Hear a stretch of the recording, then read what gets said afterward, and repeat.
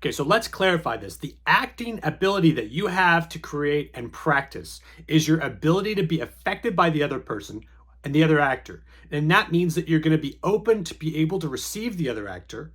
And your spontaneity, instead of being able to create that yourself, your moments are going to be created based off of your ability to be able to listen. Now, we know listening is both listening to yourself. You have to listen to your own instinct, and then you also have to listen to the other actor, and you have to do both of those at the same time. But you've got to let your acting decide which are your biggest moments. You don't decide on your own which are the biggest moments. And that's often a problem that the writers will try and do when the directors get together with the writers and they tell the actors that they have to be able to do everything within a certain crescendo within the acting scene. That's often the thing that will kill the spontaneity within the acting scene.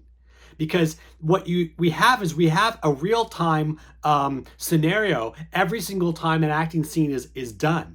And when an acting scene is being worked on, what you have to do is you have to be vulnerable to be able to experience that acting scene in a different way every single time.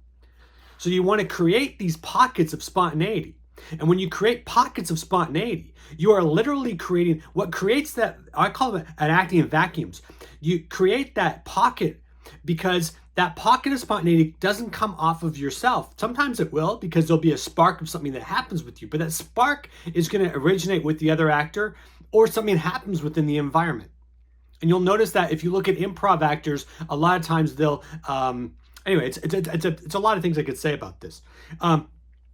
The more that you're connected, the more that you'll be spontaneous and the more that you'll be alive within your acting scenes. And this is very, very, very, very critical. The last thing I have to say is let the moments come off the other actor. It's incredibly important. You don't need to create the scene. Your acting needs to come out of the other actors and your interaction with the other actor. And every single time you let the other actor be able to spark your reality. You're going to be able to mix your reality. And at first, it's going to seem like you're kind of letting yourself get steamrolled by the other actor. That's what it's going to feel like.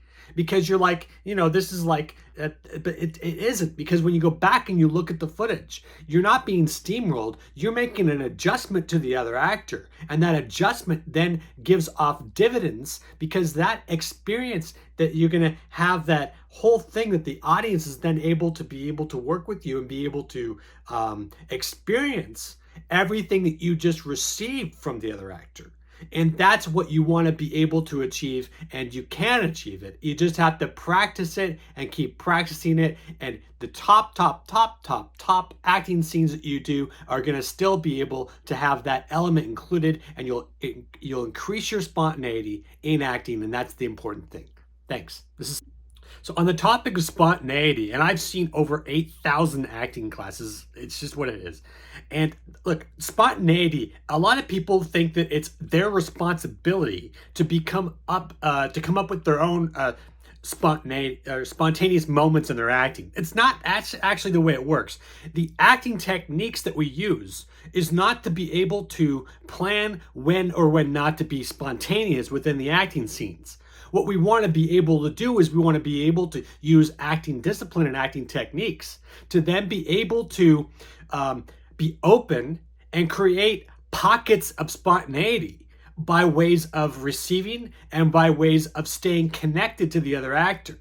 This is when we are going to be able to literally have the ride of the roller coaster, the emotional roller coaster, happen to us when it's actually also surprising us because we are having a real-time event in our lives, which later the audiences will see once the film's released in the acting scene, where this is a great thing because we're able to have our ability to remain open to the other actor, spark our spontaneity, rather than us planning where our spontaneity is actually going to occur. And what happens within the acting scene is that the actors will, yourself as the actor, what you will feel is you will feel the surprise of one surprise adding to another surprise, adding to another surprise, adding to another surprise, which means that we have a proper scene structure. And look, writers all the time work on how to be able to build a proper scene structure, how to be able to make a scene spontaneous. They take a really, really well written spontaneous scene to really good actors, and the actors maybe are able to do it and maybe aren't, because it's so difficult to be able to have the discipline that I'm talking about. But it's achievable to be able to do once you put focus on it and you're able to actually practice it. So the practice is not to be spontaneous based off of your own impulses. The practice is to be spontaneous based off of being able to stay connected. I like to say stay receiving, but you want to stay connected to the other actor. Once you're connected to the other actor, then the crescendo, the natural crescendo of an acting scene is going to happen, and your spontaneity is going to come out, and it's going to both, you know that you're doing it correctly when the scene surprises you while you're in it. And that's what you want to be able to achieve.